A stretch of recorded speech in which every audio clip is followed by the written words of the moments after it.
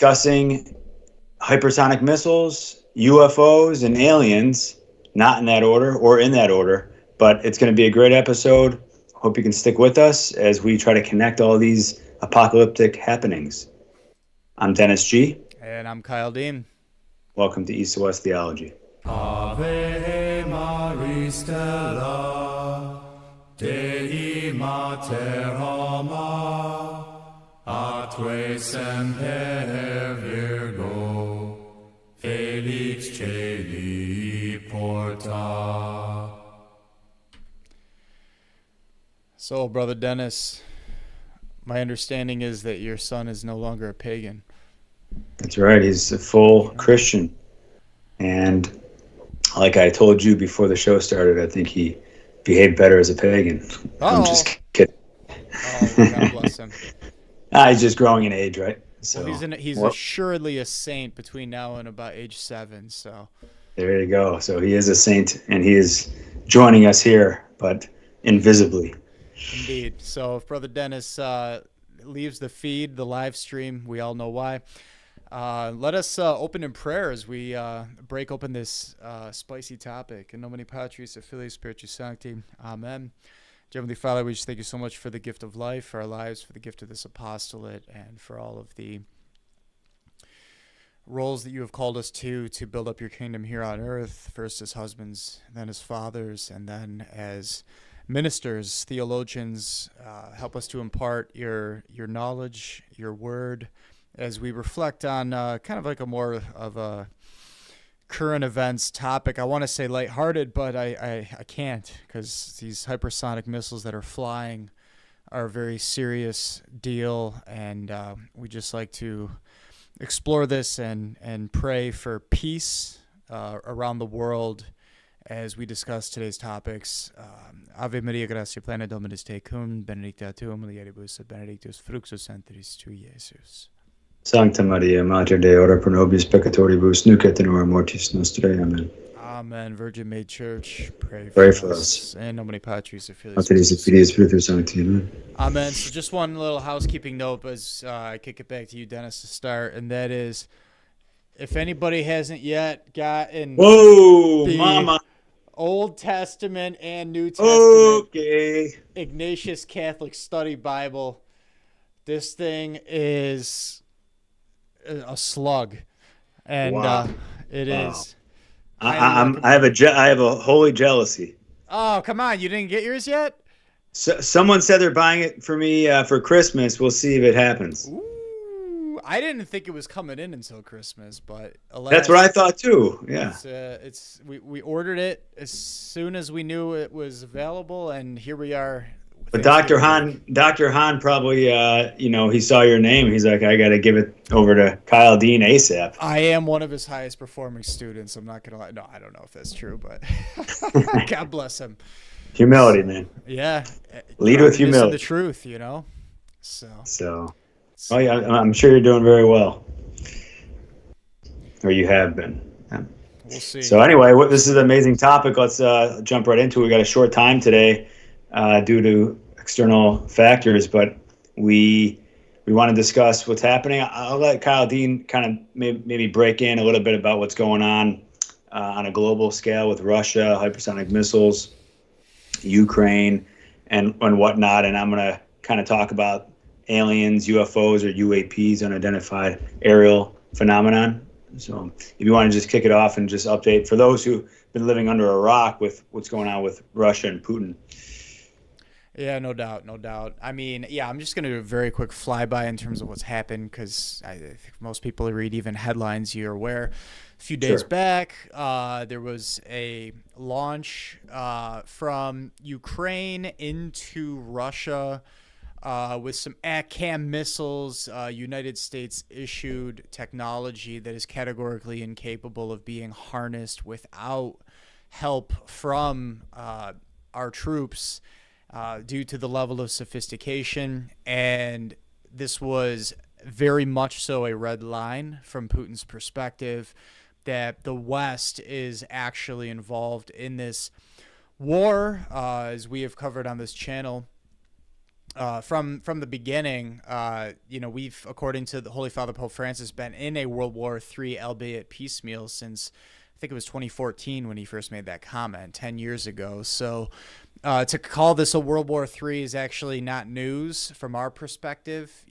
As goes the church, so goes the world, and the Holy Father's been calling it for some time. But it does seem that all signs are pointing to this going to a hot, kinetic world war. That would be the difference, and probably what we'll see in terms of the headlines if people are actually universally acknowledging this as a world war.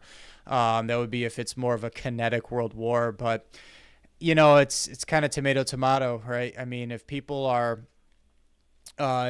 directly and not just indirectly utilizing the help of Western nations in Ukraine, which seems to be the case here, where it's not just indirect in the sense of, hey, here's a weapon, but you're going to use it. Now it's, hey, you need us to actively harness this weapon.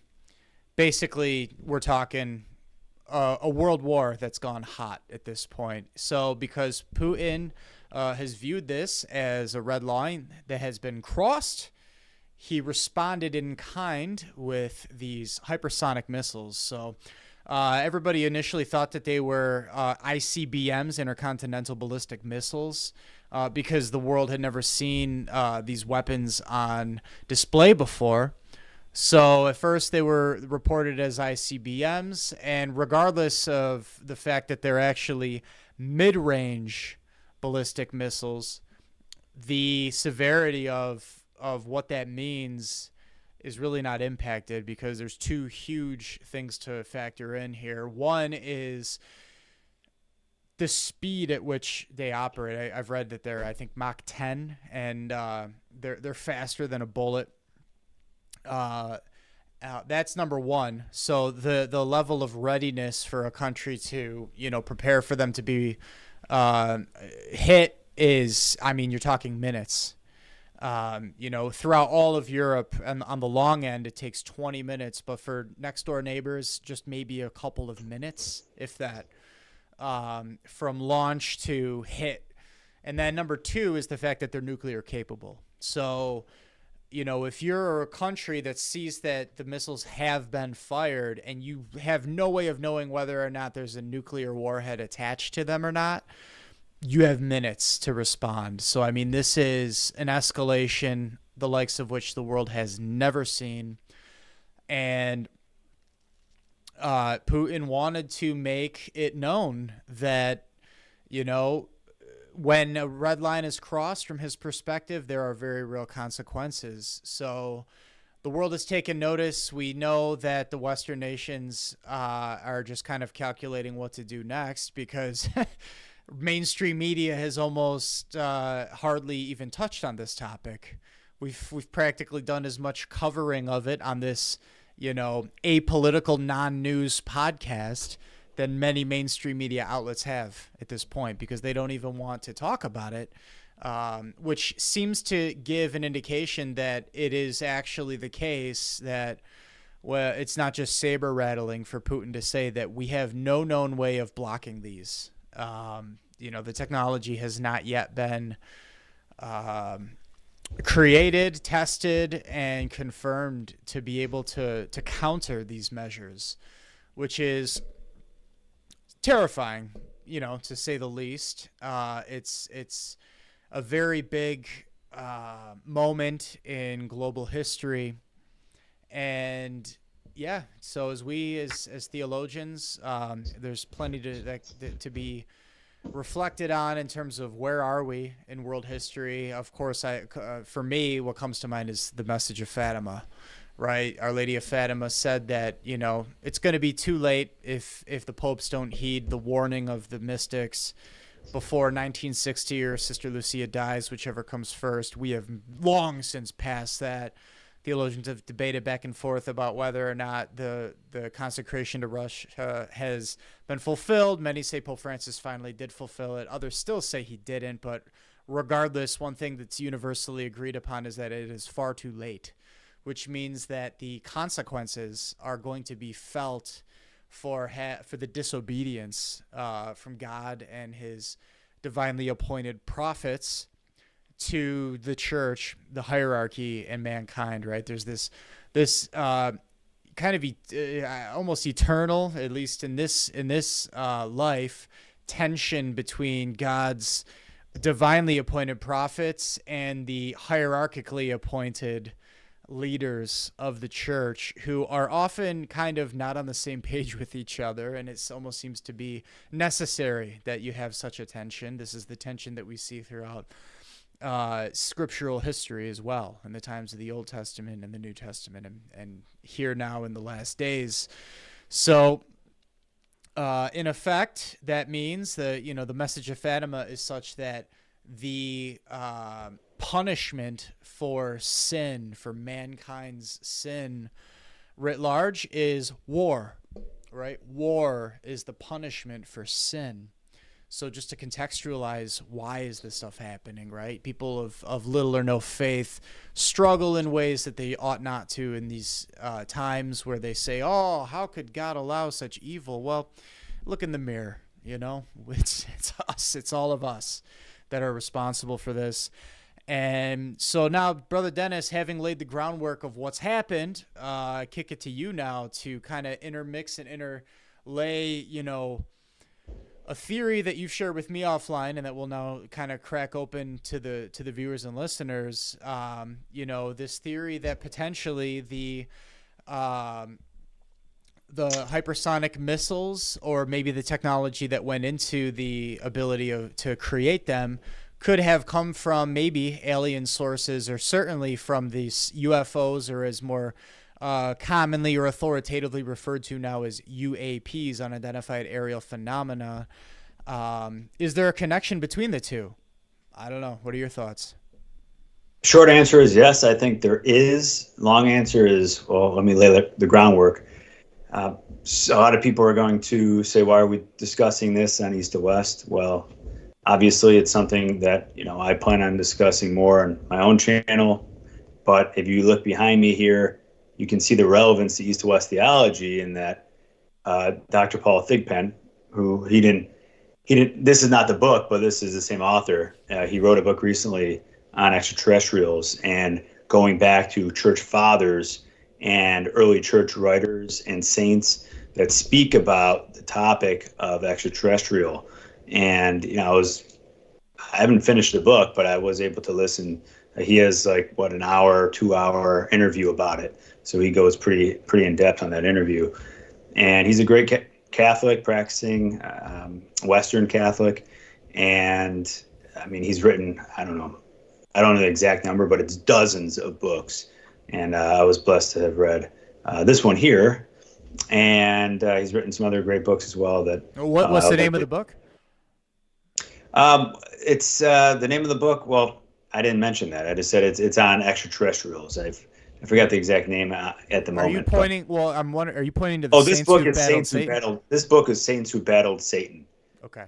But I'm just saying this is the author. I don't have the physical book next to me here, so. But it's enough to show you that this is a great author. He has a lot of credentials. He's again written numerous books. He has the highest degrees in theology, and he's been again well known as a practicing Catholic. So, again, thank you, Kyle, for laying the groundwork about everything going on. I don't know if you even brought up Israel or Netanyahu, but there's connections there as well. I know that he's speaking about a ceasefire right now. But with all that being the case, we need to focus on the groundwork of what's happening here with the UAP in America. We had the congressional hearings that happened earlier this year, and then just recently, it was last week or so, and this is military personnel who are of the highest rankings that are coming out, and basically under oath swearing that not only have they seen extraterrestrial life, but they have those same extraterrestrials have wounded government personnel.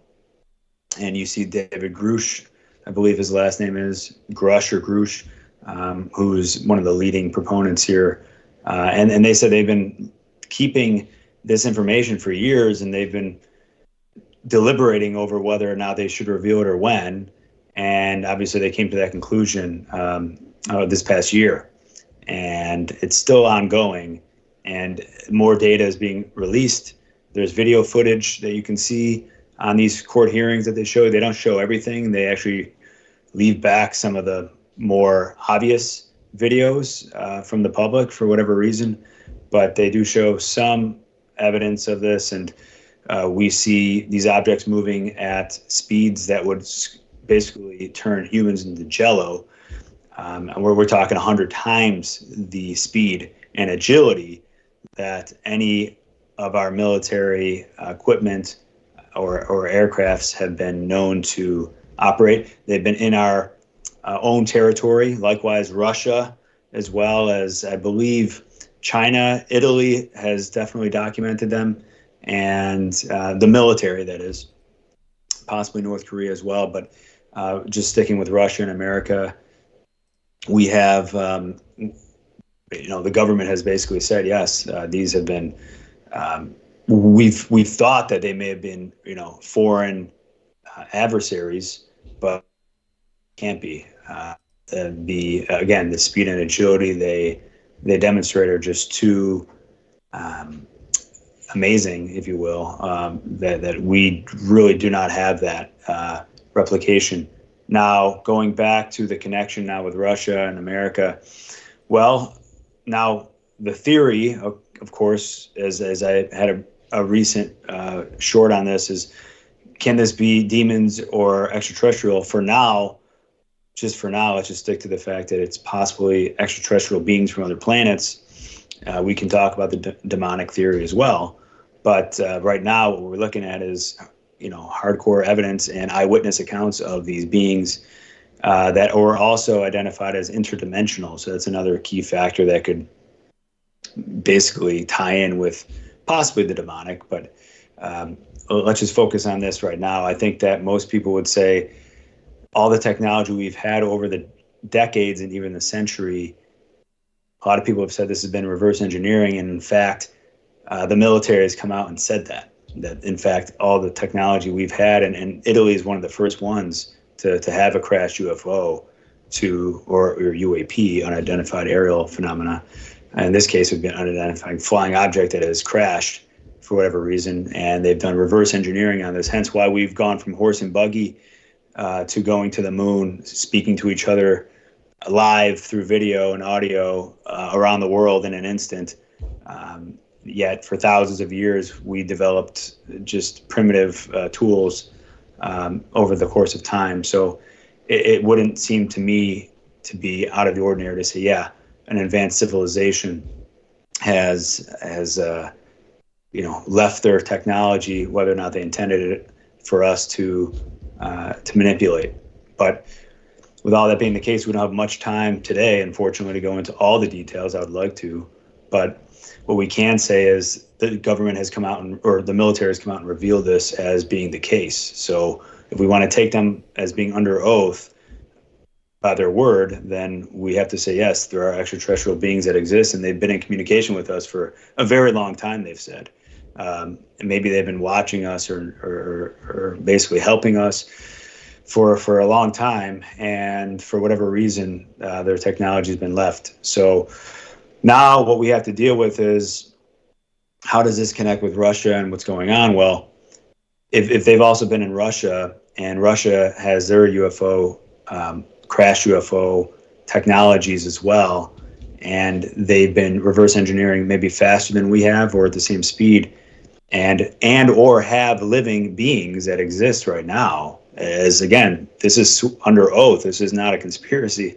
I've listened to 5 hours worth of these hearings. Well, if I can just hop in for a second, just to well, let me just finish this one sentence and I'll let you hop in. Okay. Yep. So this is important because if they are not benevolent, then they are seeking the destruction of humanity, and if non-benevolent countries or military are working with them, it's problematic for the world as such, along with America. But again, I'll let you jump in. Well, just the first thing you said there that I when I hear people say or do this, they say this isn't conspiracy, this is reality. It, for one, a conspiracy just means that two or more people, or like say, a grouping of entities. Yeah, I think we've mentioned that in the podcast before. Yeah, are all in on a common agenda. Conspiracies are like everywhere, but it's not a conspiracy theory, is what you mean to say. And we all know the term conspiracy theory was originated in the wake of JFK to kind of be a kill shot to try to treat people or basically gaslight people into saying, don't listen to what they have to say because they're critically thinking or they're questioning an official narrative. Thanks be to God in the advent of the internet. Most people know that now, hopefully, or at least enough people that there's a critical mass that you don't hear that and you fall to that psychological dissonance, because there's also studies that show that people that are willing to look into conspiracies or potential conspiracy theories in order to test the theory and determine whether there's fire to that smoke are actually of the higher IQ. So if you don't know how to critically think, or you don't ever question an official narrative, that's generally, it tends to demonstrate that you have a lower IQ. So, I that for me, whenever, I'm utilizing certain language, these are basics that we all know that we're being lied to. I mean, my goodness, even when you mentioned, people being under oath, I think of, it depends on what the definition of is. People go under oath all the time in order to throw shade on an official narrative. So do I buy it writ large that what they're saying is 100% true? I don't know if we can, sadly, just because of the demonstrated history of how people behave. Now, that being said, could it be the case? Of course it could be the case. Can it be a both and scenario? Can there be aliens, but then there's also demons that act like aliens? Maybe. I'd like to hear more of your thoughts, Dennis, on what you mean by interdimensional beings. Well, yeah, let me continue as what I was saying. So going back from the interjection, these hearings are important because as Christians, we know that one of the things that we believe in is the witness or eyewitness accounts of individuals who have seen the risen Christ, the ascension, miracles, and we believe their testimony without actually necessarily seeing those miracles ourselves. And we know that those testimonies are legitimate by faith because they've undergone hardship, martyrdom, persecution, right, for these. So they basically gained nothing in return, nor were they attempting to. Likewise, with these military personnel that have come out, they are actually being persecuted. They have been persecuted, and that's why they actually hesitated coming out with this, is because of the persecutions. They actually said it wasn't simply, well, it was vague language, but were they attacked by the aliens and the government for this? They wouldn't answer that question if it was both and, but it definitely seemed that way based on the context of me listening to it. So they've been persecuted for this, and they're being I mean, at the end of the day, they're not gaining anything. Okay. And I think that, and I think that this is important because they're basically saying that we're under threat. We're under threat. And this is possibly all connected with World War III in the sense that we believe in the Antichrist. We're Christian, right? The Antichrist is going to come, and there's going to be a worldwide government. We've spoken about this, so I'm not going to spend too much time, but basically, what could be the most perfect situation for them? Again, if these beings are not benevolent. Now, St. Padre Pio allegedly, in a book of all his quotes, said that there are extraterrestrial beings that God created that haven't fallen, so that means they're in the state of grace or original innocence that Adam and Eve were. So that's something to consider. Because I know we don't have a ton of time, maybe we can utilize the rest of our time to have more of a back and forth instead of monologues. I'll just present for the viewers and listeners. Dennis and I have gone back and forth on this one a lot over the years. You mentioned this book. I've never seen the book or heard of the reference to the book, but Let me pull it up then. please do, because I'm of the mind that I'm much more skeptical about aliens. Just to present my position, I absolutely do believe that entities that behave like aliens are actually demonic in nature. That's because that's been demonstrated many times over. We know that there's plenty of data that points to people having something of like an alien abduction experience, call upon the name of Jesus, and then boom, they go from being beamed up into a craft to they're back in their bed. Or, they're back home or back into the previous state that they were in before they were being afflicted. That, as a deliverance minister, I am acutely aware of the fact that these kinds of occurrences have happened many times over. So that, in my mind, is undisputable, that there are demons who act like anything other than what they actually are in order to deceive and behave malevolently towards human beings. No question. Okay. Whether or not there are also aliens, some of whom are evil and some of whom may be benevolent and are involved in some sort of a intergalactic battle between good and evil, just like we are here on Earth. I don't know. I guess the jury's not out on that in terms of anything that, us everyday human beings on Earth can know or have access to conclusive information on that. But it certainly has plenty of theological implications either way, which is fascinating to reflect on. Yeah, so we're having a back and forth. For one, Dr. Paul Thigpen's book is called Extraterrestrial Intelligence and the Catholic Faith. Are we alone in the universe with God and the angels? Maybe we can put that in the description box just if people are interested. But it says here that he says it's a best-selling book. And does Paul it Thigpen mention Padre Pio? Well, hold on one second. It does.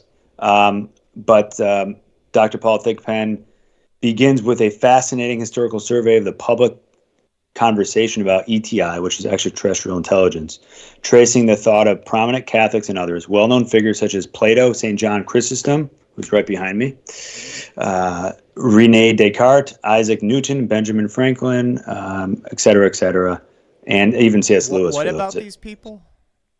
What do these people have in common other than being great thinkers? I wasn't finished yet. All speculated about the possibilities of life beyond our planet. So that's the answer to your question. Even Catholic saints and blessed spoke about ETI, extraterrestrial intelligence. Pope St. John Paul II, St. Padre Pio, Pietrelcina, and Blessed Anne Catherine Emmerich. In the light of this history, readers will discover answers to these questions. Okay, so it's from Tan Books, 456 pages. And then also going to Padre Pio, we have, I don't want to read all this here, but I would have to do more research on the book title, but it has all his quotes in there. I know that. But right here was Monsignor Corrado Balducci from 1923 to 2008. I'm pretty sure he was a scientist for the Vatican, a priest. But anyway, a member of the Curia and longtime exorcist for the Diocese of Rome, St. Pio, feast day December 23rd, did in fact affirm the existence of extraterrestrial intelligence.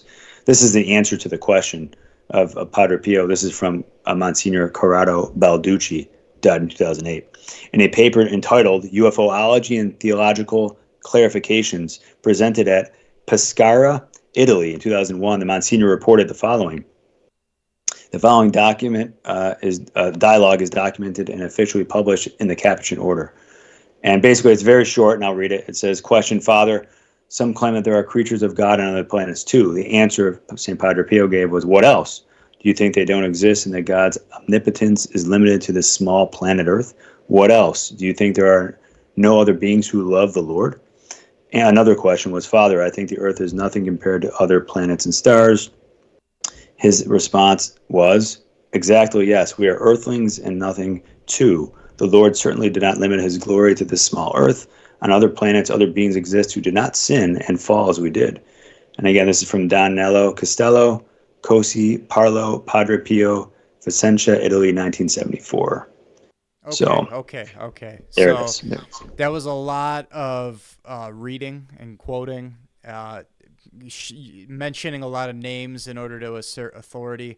I'm just thankful that you've given a source that sounds way more authoritative than these like 1990s looking websites.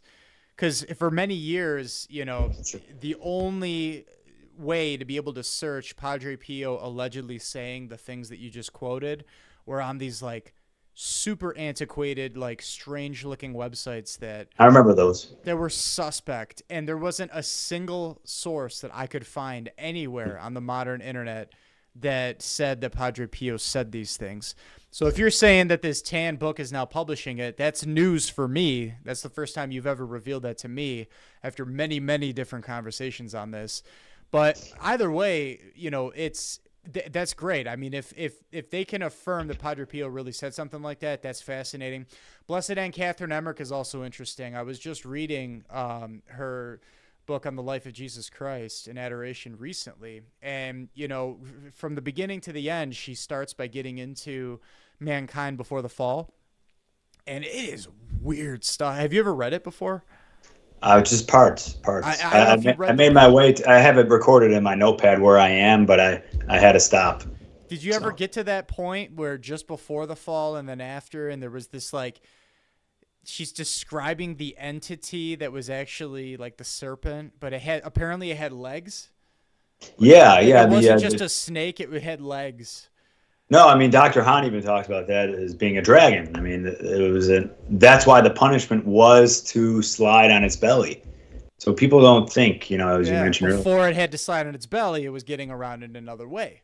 Right, yeah. I mean, otherwise it would make sense. Your punishment is to do what you do already. How does that make sense? Of course. Yeah. Yeah. So I mean, but I mean, some of the things that she describes, it's just like, it's so otherworldly that you're like, it's hard to even like imagine it compared to what we know today.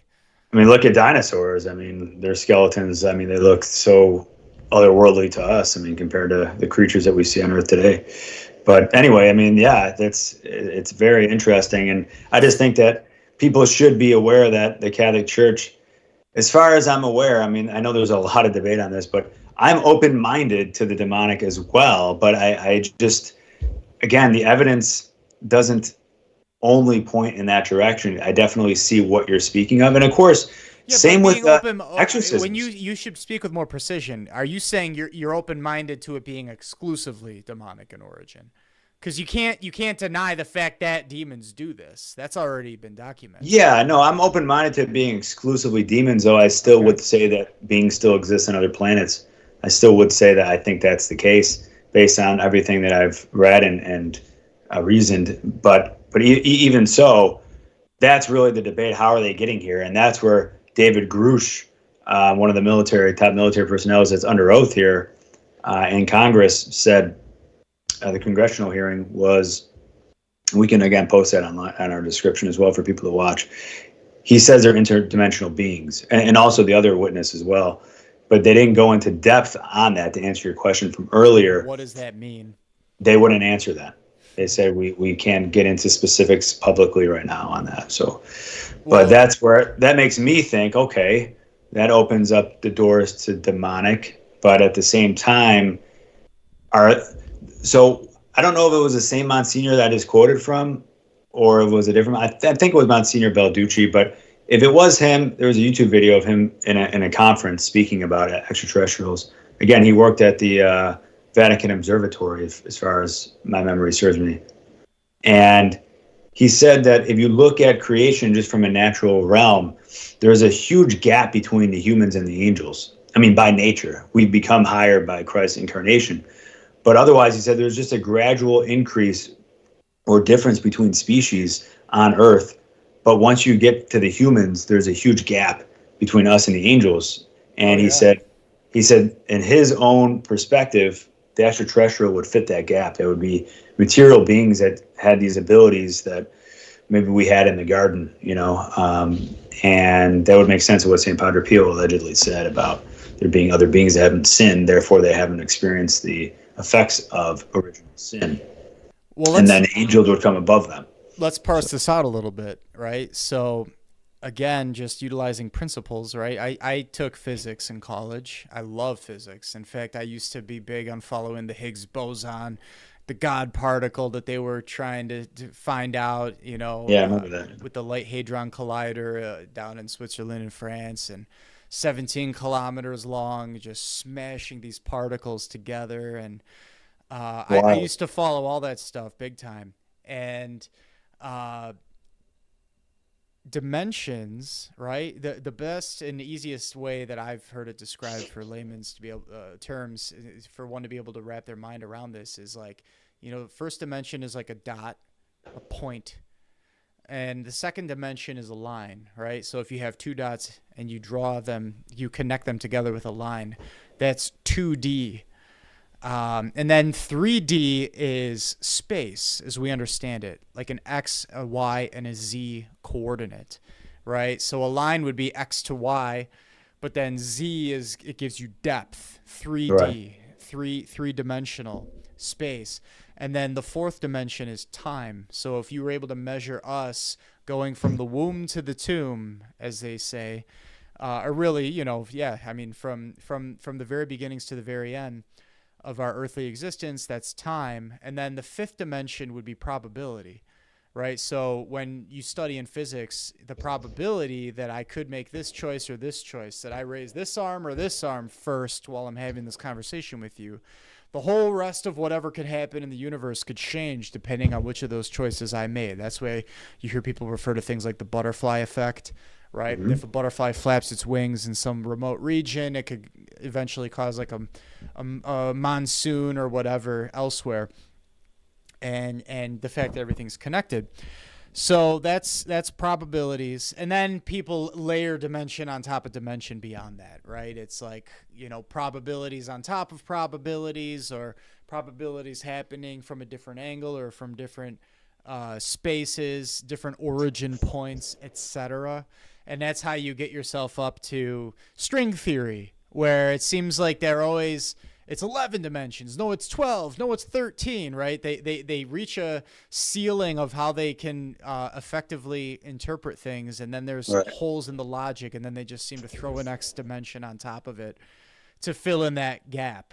Right? So, yeah, I mean, just for the audience, like, are you able to maybe wrap all that together in a small little package? That is the package. The reality is that string theory is acknowledging that there's these layers of dimensions, and to theologize that, then talking about interdimensional beings, if they exist, again, we haven't really, that doesn't conclusively determine whether or not those interdimensional entities could be exclusively demonic in origin, angelic in origin, or some other life form.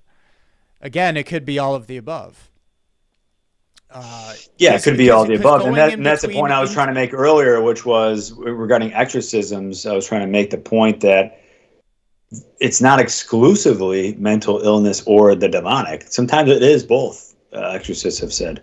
And that's a real possibility, too. It's like, okay, the demons can work with the fact that, hey, this person has mental illness. We can work with that, and then you see it manifested in people levitating, or, obviously speaking foreign languages they don't know, or crawling on the wall, whatever it may be. So therefore, that's not, a mental illness. That's the demonic, but they still have a mental illness otherwise. So, well, I think the way to bring precision to what we're referring to would be to hunker down. And I don't have the answer right now. Maybe you can riff with me in real time if you have any physics background. But I do. Is, what does going between dimensions mean? And, to muddy that up further, I mean, I guess is going between dimension 6 and 5 look the same as going between dimension 7 and 6 or 7 and 5? Is going between dimensions purely a material endeavor? Is it purely an immaterial endeavor? Can there be an intersection between both? Must it be the case? Of course, we know that this is under the realm of quantum physics. So we would have to extrapolate that to a large extent that we can't do now, but it would lead us to discuss potentially this topic in further depth in the future. Yeah, but if most or if not all quantum physics is still material, in the sense that, like, if you're going all the way down to the quark level, or like neutrinos and antineutrinos going forwards and backwards in time, as so long as they are physical entities, that's still material, and therefore it would exclude angels and demons from being involved in that. Well, at least that would be at least materially. Maybe they have a causal connection, right? Because here's the real question: items to appear and disappear and things like that. Are the angels and demons, are they able to manipulate those same extraterrestrials if they exist, right? As well, right. And how does that look? If they're of super intelligence as well, but they have a material body, how does that all look? I mean, that's the mystery behind all of this as well, and why. Just to wrap this up, and I would, if we can in the future, I would like to discuss this again if possible. But just for the sake of time, what's happening now is, how is this all connected with the coming of the Antichrist, right? With another world war potentially looming, and how does this look now that all these things are happening now, right? That our own, because we've drifted away from this topic already, but bringing it back home here again, these congressional hearings are happening because our security has been breached. Like, we have no control of them coming into our airways. We have no control at all. They're coming in, they're moving out at their own will. It's like we're just like a child to them. And this is the problem. And we have these recordings, and we have pilots as well under oath saying the same thing, risking their own careers, saying that, yeah, they've sped past. We're flying the fastest thing that we have, and they're speeding past us and then zigzagging, and this is problematic. But they have attacked us, I suppose, in the sense of, they've been injured. Whether or not maybe that was our fault or not, who knows?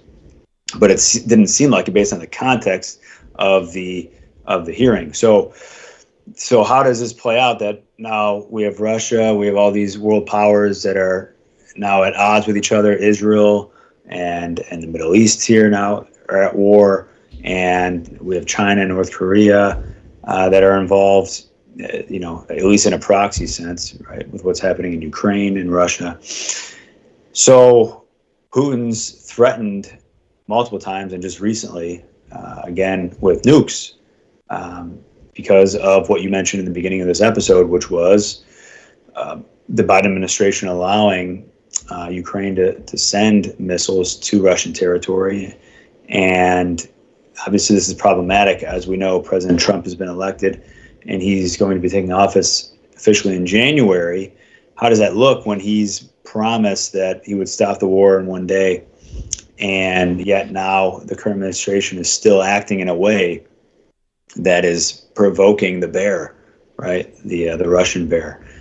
And so with all these things happening now, not with America, but these, again, UAPs, UFOs, are also invading these other territories as well, right? Breaching their airspaces. So my theory, again, and there's the opposite theory, as you mentioned, about the demonic, and I think O'Connor has a book on that. To be clear, that's not my theory that I subscribe to. I'm just presenting possibilities built on what we currently know for sure. What we know for sure is that there are people that have experienced what they describe as an alien abduction, called upon the name of Jesus, and were delivered from that experience pretty much immediately after calling upon the name of Jesus, which seems to infer that it was demonic in origin. That we know for sure, and there have been many. Well, do we know that for sure, though, in the sense that do we know these stories are legitimate? I mean, the testimonials have been documented, and all of the principles that you laid out about people at congressional hearings equally applies. These are people that don't have anything to gain from lying about it, and that has been documented many times over. I remember reading things about that back in like the early, not even 2010. Like previous to 2010 on the internet. So I mean that's long been documented. Well, that just makes my point, though, is that's what they presumed it was, that it was an extraterrestrial abduction when really it was demonic. Right? I'm just trying to say, to bring precision, because when you say, oh, that could be a theory, the point, it's not a theory that demons have deceived people into a situation. That's a fact. Yeah, that's a fact. The theory could be, is that the only explanation? Correct. And that, yeah, I mean, I'm open-minded. I don't know. If I don't have the answer to something, then you have to kind of reserve judgment on something. And thank you for that. I mean, again, we're both open-minded here. We're coming from different angles, but we're both coming to the same conclusion that something real is happening, whether it's demonic, extraterrestrial, or both. And this is not just something that we're just talking about that's not going to matter to us, because, again, according to the military, this does matter to us. And they said, without quoting exactly, this is a grave threat to our security, to our sovereignty. And again, how does that look with Russia? How does that look with the fact that these people said that they're dealing with these beings from another dimension that are with us now, like actually cooperating with the military? That means they're not just cooperating with us, but with Russia, Italy, China, North Korea, Israel, right? So these are the same principles as if it was just human beings trying to pull the strings on both sides of war, right? I mean, we know, going back to the Napoleonic era, that, there's a small group of people that have been, controlling and funding both sides of every major war. Right. And so whether or not there's interdimensional beings behind that or not doesn't really change the principles of, Understood. What to do about that or what that means. So yeah, it's interesting. It's interesting to ponder it, but it's one of those, at the end of the day, if God is in control, which we believe as men of faith and as theologians, it means that however all of this is designed is just that. It's designed. It's part of his workings on everything. Now, I'll give you something to chew on. I mean, again, as somebody who's seen a UFO on more than one occasion, I think it's fascinating, by the way, side note, before I say what I was going to say, that Same here. they, so we've both experienced these, but again, you look at that and it's like, well, it just means I don't know what it means. That's all. It's all it means. It doesn't mean that it has to be controversial or that it's aliens or that it's this or that. It could just be, I had a wicked case of floating, whatever those things are, Orbs? Huh? Orbs? Yeah. Or no, or just those like fluttery things in the eye. Oh, but, yes. I that would be shocking if that was the case for the experiences that I had, but I digress.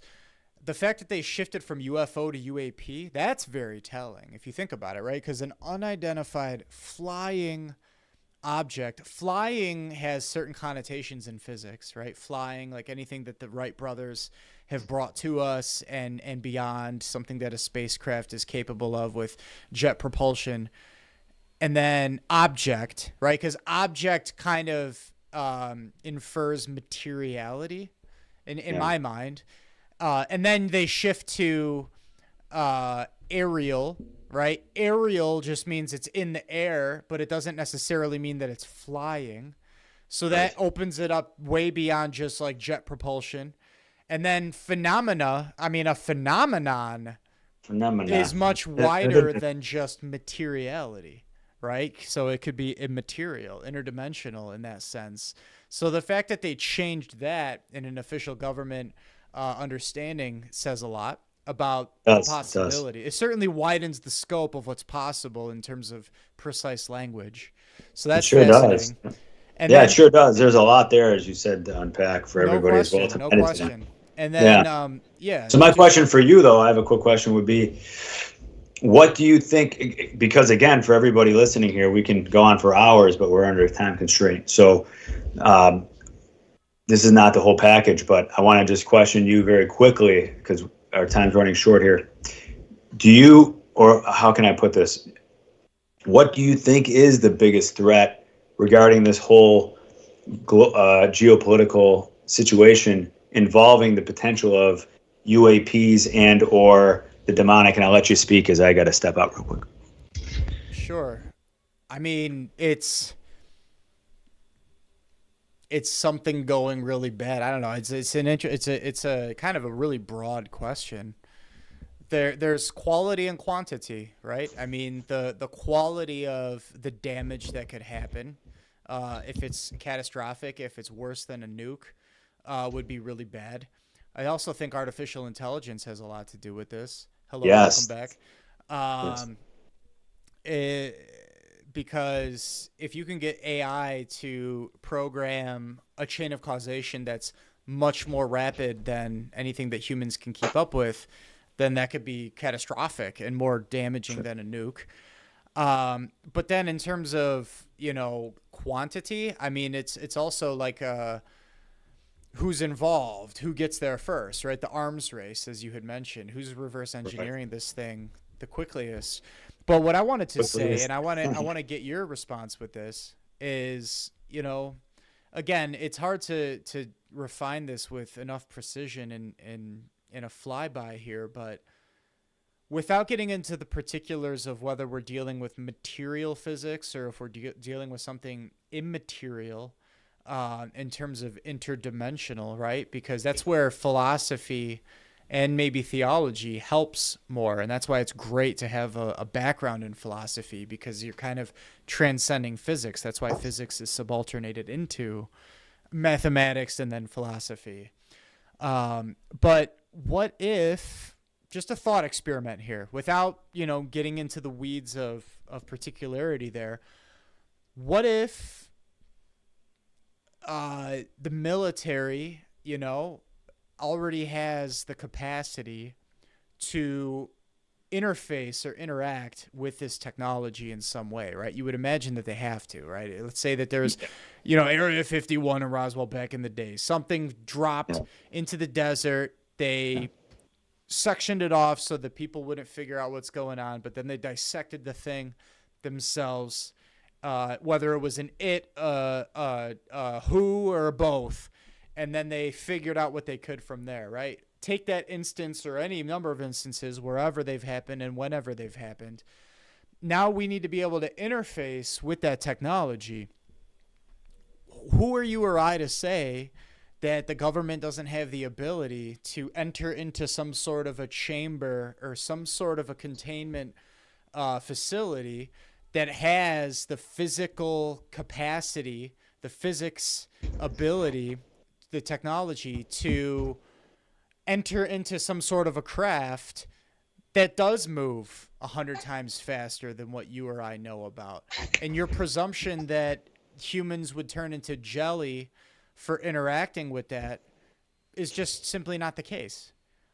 Well, there's a lot there, man. So I'm not even going to answer because we got to wrap it. It's something to think about, right? Because the narrative that you're framing it in might be limiting, right? Because I think of the Willy Wonka movie way back in the day, right? There's this they went into some sort of like a TV screen and now they're teleporting somewhere else, right? And I think you touched on it earlier. If they're truly just taking the thought experiment to its logical conclusion with what Padre Pio allegedly hinted for us, if there's I get it. Yeah. If there's entities out there that have never fallen, well, we know for sure because of theology that one of the gifts that Adam and Eve had before they fell was telekinesis. Yeah. Which is a power that's much more close to how angels function, right? Because the angels perform telekinesis. The way that they communicate with each other when neither, angel A or B have a material body is, telekinetic. They just think something and they will it. Yes, thank you.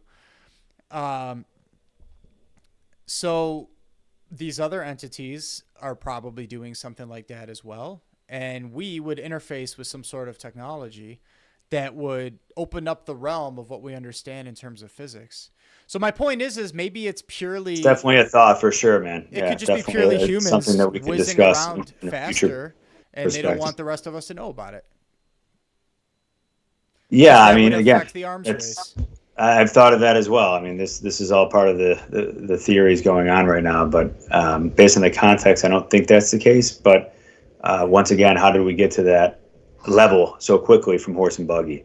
And I don't buy the fact that we've just discovered it and got to that level so quickly. We basically leveled up from 1 to 10 in the matter of in the span of humanity and the globe. This is going to be like within a minute's time, right? Based on a 24-hour period of all of human history. But with all that being said, man, we're going to have to wrap this up. We can definitely save this for another episode if we like. But hope everyone enjoyed this episode. And if you want us to talk more about it, that would be wonderful. But otherwise, yeah, definitely we'll post some of the data inside the description box for you guys to do your own research on and critically think, as we are promoting that as philosophers and theologians as well. So with all that being the case, any final word? Just don't lose heart, if anybody gets weirded out by this stuff. I think that the Lord has been preparing us for this in many ways, one of which is the rapid spread of information on the internet, the capacity to be able to wrestle with things in ways that we never have before. I think to the final point that you just brought up, the law of exponents is fascinating. I mean, in my world in IT, I've seen how things can progress in a very exponential way. It's the law. I forget the name of the law, but that's how it happens. Every 6 months to a year, they double their storage capacity. They double their processing capacity. So whether or not there needed to be some sort of an alien X factor to further this along, I think is highly debatable. But again, I'm extremely open to that as one of the possibilities. And it's fascinating. It would have so many implications for philosophers and theologians for millennia to come. And maybe we're at the apex of something. But if it's the end times, then I guess what we're looking at is we're looking at eternity. So my final thought for everybody is grow in virtue, maximize your stats in virtue. You had mentioned how you're going to get deeper into the cherubim creation, so I encourage people to look into that. I've got a lot more coaching content coming out because I'm a certified professional Catholic life coach. So if anybody wants to check out my channel as well, we'd love to have you on there. If anybody wants to sign up with me, you can find out how in the description. So just grow in virtue. Keep that as your focus, because your world ends when you're gone, in whatever way that comes, and you are assured to have a permanent place in either heaven or hell. And right now, the decisions that you make are going to determine that level of hopefully eternal happiness that you would have. So just stay focused on what you can control. Thank you for joining us. I'm Dennis G.